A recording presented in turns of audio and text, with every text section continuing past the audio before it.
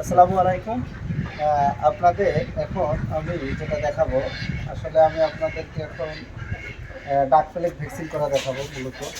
তো আমাদের মূলত এই যে ডাক প্লেগগুলো আমরা এটা থেকে সংরক্ষণ করে নিয়ে আসছিলাম। এখানে আইস প্যাক আছে, আইস প্যাক করে ফ্রিজ থেকে আমরা নিয়ে আসছি। মানে হাঁসের ক্ষেত্রে আমরা যে ভ্যাকসিনটা করবো এটা হলো মূলত 21 দিন বয়সে করা হয়, যে ডাক প্লেগ ভ্যাকসিন। তো এই যে ভ্যাকসিনটা একটু দেখাই আগে, এটা তো ভালো করে দেখো, স্পষ্ট দেখা যাচ্ছে না? ডিপিতে ডাক প্লেগ ভ্যাকসিন, এটা হলো সরকারি ভ্যাকসিন। তো এর ভিতরে একটা ছোট ট্যাবলেট আছে। তো এই ট্যাবলেটটা মূলত এই ভ্যাকসিনটা আমরা করবো। এটা হলো 100 ডোজ। এটা 100 ডোজ। যদি আপনার 500 হাঁস থাকে তাহলে 500টা গুলাইতে হবে, এবং পানি নিতে হবে 500 মিলি। পানি বলতে কি, ডিস্টিল ওয়াটার। এই ডিস্টিল ওয়াটার মূলত আমরা আমাদের যেহেতু ল্যাব আছে, আমরা ল্যাব থেকে নিয়ে আসছি। বাট আপনাদের যাদের ল্যাব নাই তারা আপনারা বাইরে কিনে পাওয়া যায়, এই ডিস্টিল ওয়াটার আপনারা নিয়ে আসবেন। তো এই ডিস্টিল ওয়াটারে এটাকে গুলাইতে হবে। কিভাবে আগে গুলাইতে হয়, প্রথমে বলা হচ্ছে যে এটা থেকে কিছু একটু পানি নিতে হবে। সিরিঞ্জে 2-3 সিসি পানি নিতে হবে। মনে করেন এই যে 2 বা 1.5 সিসি পানি নিয়েছি। একটু পানি বেশি হয়ে গেছে, এতটুকু দরকার নেই। যে এই যে 1.5 সিসি পানি নিচ্ছি, নেওয়ার পরে এর মাথাটা খুললাম। এর মাথায় একটা কভারি থাকে, কভারিটা খুলেছি। খোলার পরে জাস্ট এটা শুধু ঢুকাই দেবো। এই যে ঢুকাই দিলে অটো টেনে নিচ্ছে, দেখেন অটো পানিটা টেনে নিয়ে নিল। অর্থাৎ এই যে অটো টেনে নেওয়ার ফলে এটা কি হয়ে যাচ্ছে, গলে যাচ্ছে। আর যদি মনে করি আরেকটু পানি দিতে পারি, তো ভালো করে মিশ্রণের জন্য যে আমরা এটা দিয়ে দিলাম, এই যেটাও টেনে নিয়ে নিল। অর্থাৎ এভাবে অটো গুলার পরে দেখেন এটা দ্রুত গুলে গেছে, একবারেই ইয়ে হয়ে গেছে। তো আমরা মূলত এইভাবে এটা করব, এটা গুলাবো আগে। গুলার পরে কি করব, এই পানিটা আমরা এখান থেকে আবার বাহির করে নেব। এখান থেকে বাহির করে নেব। বাহির করে নেওয়ার পরে আমরা যতগুলো, এই যেমন এটাতে 500 ml এর বোতল, যেহেতু এটা 500 মিলি আছে, তো এই 500 মিলিতে আমরা 5টা ভ্যাকসিন করবো। কয়টা ভ্যাকসিন করবো? 5টা ভ্যাকসিন দিব আমরা।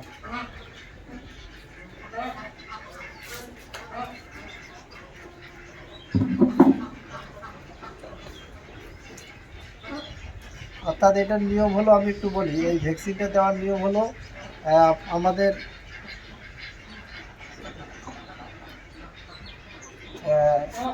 এটা হলো 21তম দিনে, 20 দিনের পরেই মূলত এই ভ্যাকসিনটা দেওয়া হয়, 21তম দিনে।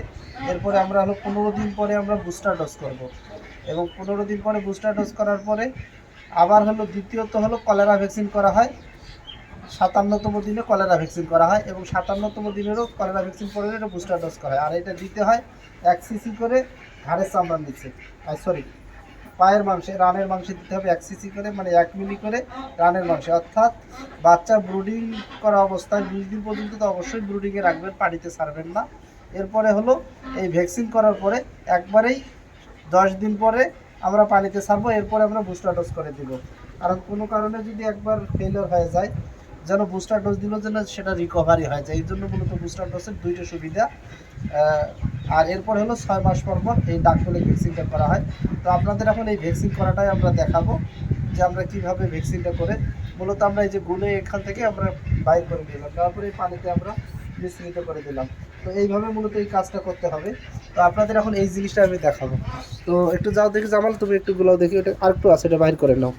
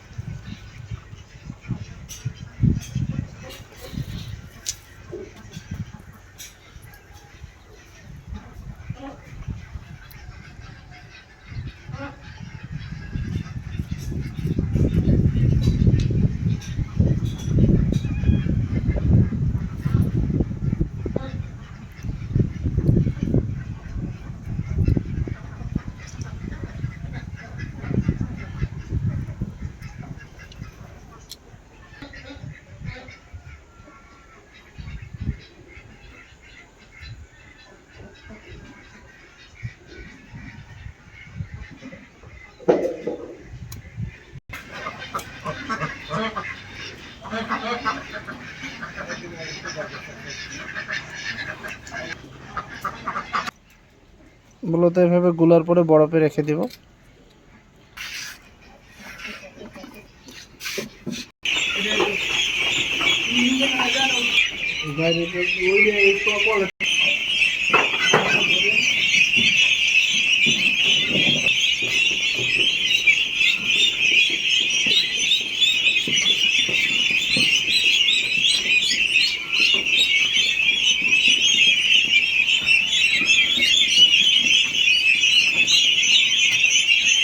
একটা একটু আসতে দেখেন তো, দাঁড়ান,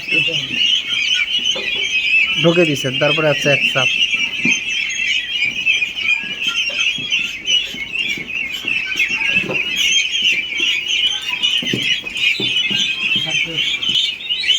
মানে 0.5 cc করে দেওয়া হচ্ছে এবং বড়গুলোকে 1 মিলি করে দেওয়া হয় আর ছোটোগুলোকে 0.5 মিলি করে দেওয়া হয় রানের মাংসে।